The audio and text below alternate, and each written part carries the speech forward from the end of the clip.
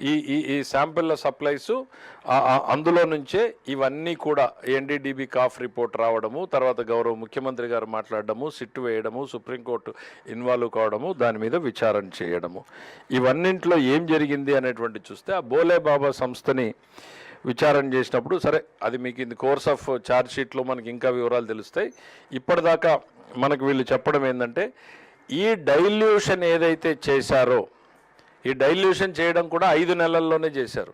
5 నెలల క్రితం మనం దీన్ని కఠినంగా ఉండాలి, మంచి క్వాలిటీ రావాలి అని ఇచ్చినటువంటి సంతకం పెట్టిన అధికారే 5 నెలల్లోనే ఈ వంటిన్నింటినీ డైల్యూట్ చేశారు. ఒకటి. రెండవది సిఎఫ్టిఆర్ఐ రిపోర్టు అప్పటికే వచ్చినా కూడా దాని మీద చర్యలు తీసుకోలేదు.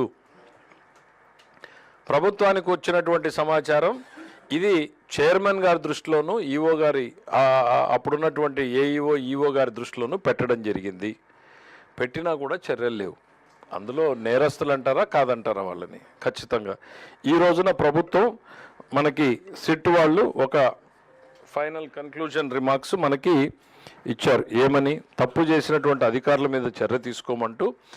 దాంట్లో ఏం చెప్పారు అనంటే the committee recommended relaxation of tender conditions without conducting any comprehensive analysis, technical evaluation, field level assessment and recommendations were approved by the then senior officers, namely O. Balaji, FA and CAO, and Sri A.V. Dharmareddy, Additional Executive Officer, and Sri Anil Kumar Singhal, IAS Executive Officer, without application of mind, resulting in dilution of quality safeguards and compromise in the quality of the ghee procurement. For the reasons stated above, it is recommended to take suitable action as deemed fit against the above erring committee members and senior TTD officers for deliberate omissions and failures. Deliberate అంటే ఉద్దేశపూర్వకంగా.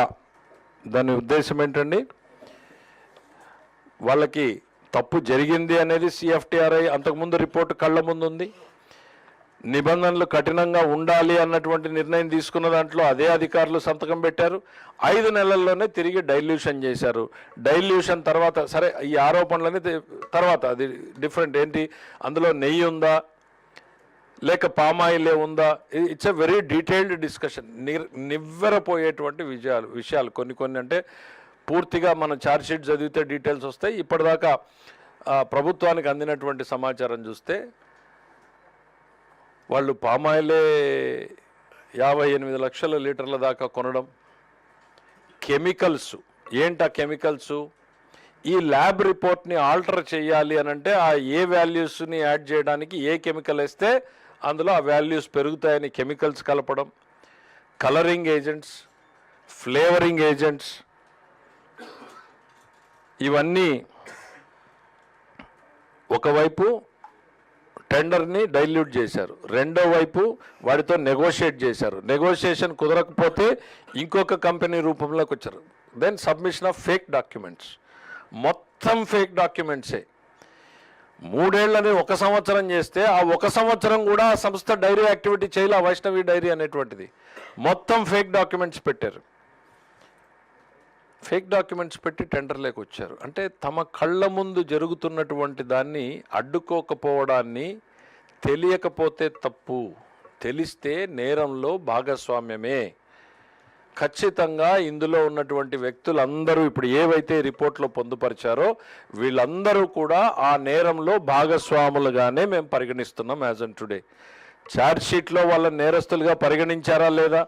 పరిగణించకపోతే yes ఏం చేయాలి భవిష్యత్తులో? ప్రభుత్వమా లేకపోతే తిరుమల తిరుపతి దేవస్థానమా భక్తుల ఇదిగో ఇన్వెస్టిగేషన్లో మీరు మిస్ అయ్యారా, ఇదిగో ఒకవైపు మీరు తప్పు చేశారు, ఇదిగో ఈ నేరం జరిగింది అంటూనే అందులో నేరస్తులుగా చేర్చలేదా, చేర్చారా? ఇవన్నింటినీ కూడా తీసుకెళ్ళాలి అనేటువంటిది కూడా చర్చ జరిగింది. అయితే we are waiting for the supplementary charge sheet because అధికారికంగా కోర్టు దాన్ని కాగ్నిజెన్స్లో, ఎందుకంటే కోర్టు కూడా చాలాసార్లు ఇది డిఫెక్టివ్గా ఉందంటే వెనక్కు పంపించే అవకాశం ఉంది. ఇదిగో రావాల్సిన వ్యక్తుల పేర్లు రాలేదు అంటే పంపించే అవకాశం ఉంది. So we want to wait till the court takes the document into the cognizance. వీళ్ళందరూ నేరస్తులుగానే భావించాలి. శ్రీవారికి అపచారం చేసినటువంటి సంఘటనలో ఈ నేతలందరూ కూడా సుబ్బారెడ్డి గారి దగ్గర నుంచి, ధర్మారెడ్డి గారి దగ్గర నుంచి, సింగాల్ గారి దగ్గర నుంచి కింది స్థాయి కమిటీలో ఉన్నటువంటి వీళ్ళందరి మీద చర్యలు తీసుకోమని ఏదైతే రిపోర్ట్ నివేదిక ఇచ్చిందో వీళ్ళని నేరస్తులుగానే పరిగణించమని ఈరోజు భావించడం జరిగింది. రెండవది, అడ్మినిస్ట్రేటివ్గా ఇంకా ఏమన్నా ల్యాప్సెస్ ఉన్నాయా అనేటువంటిది తేల్చడం కోసం ప్రభుత్వం ఒక కమిటీని వేయడం జరుగుతుంది. Very short tenure committee. ఎంత టైం ఫ్రేమ్ అనేది ఇంకా చెప్పలేదు, గౌరవ ముఖ్యమంత్రి గారు డిసైడ్ చేసి చెప్తారు. రోజుల 2 వారాల ఎట్లా అనేటువంటిది షార్ట్ టెన్యూర్లో. ఎందుకనంటే ప్రతి ఒక్కరికి వినే అవకాశం ఇవ్వాలి.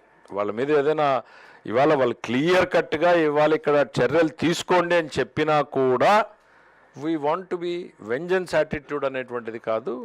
వాళ్ళకి ఏదన్నా చెప్పుకునేటువంటి అవకాశం ఉంటే కూడా చెప్పే అవకాశాన్ని ఇవ్వాలి అనేటువంటి దాంతో ఈ కమిటీ వేసి తదుపరి చర్యలు తీసుకోవడం జరుగుతుంది. ఒకటి, వీళ్ళ మీద ఈ వ్యవస్థ మీద చర్యలు తీసుకోవడం, సరిదిద్దడం. అతి ప్రధానమైనటువంటిది నేరస్తులుగా భావించాలి. అందులో ఆ ఛార్జ్షీట్లో ఉన్నారా లేదా చూసి ఉంటే వెరీ గుడ్, లేకపోతే ఇదిగో మీరే నేరస్తులుగా ఇక్కడ తెలిసి జరిగింది అని చెప్తున్నారు, తెలియక జరగడం లేదని చెప్పారు. 5 నెలల్లో మళ్ళీ తిరిగి అదే అధికారులు సంతకం పెట్టారని వాళ్ళు చెప్పింది, మేము ఎక్కడ పదం యాడ్ చేసింది కాదు. తెలిసి జరిగిందన్నప్పుడు వాళ్ళు నేరంలో భాగస్వాములు అవుతారు కదా, ఈ కోణం ఎందుకు చూడలేదు అని ఎవరు అడగాలి, మనమా ఏంటి అనేటువంటి దాని మీద కూడా ఏజీ గారిని పిలిచి కూడా అడ్వైజ్ అడగడం జరిగింది. So it will take some more time, but ఇమీడియట్గా అయితే మాత్రం కమిటీని ఏర్పాటు చేసి ప్రభుత్వం చర్యలు తీసుకుంటుంది. తిరుమల తిరుపతి దేవస్థానం పవిత్రతని కాపాడడానికి, శ్రీవారి ప్రాభవాన్ని వైభవాన్ని ఏమాత్రం తగ్గకుండా మరింత కట్టుదిట్టమైన చర్యలు తీసుకోవాలి అన్నటువంటిది భావిస్తున్నాం.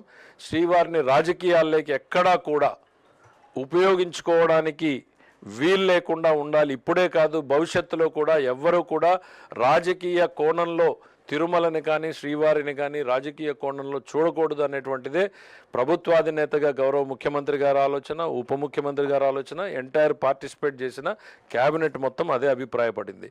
ఇవాళ మేము ఈరోజు మాట్లాడుతూ ఉన్నా విధి లేనటువంటి పరిస్థితుల్లోనే మాట్లాడుతున్నాం, బాధతోనే మాట్లాడుతూ ఉన్నాం.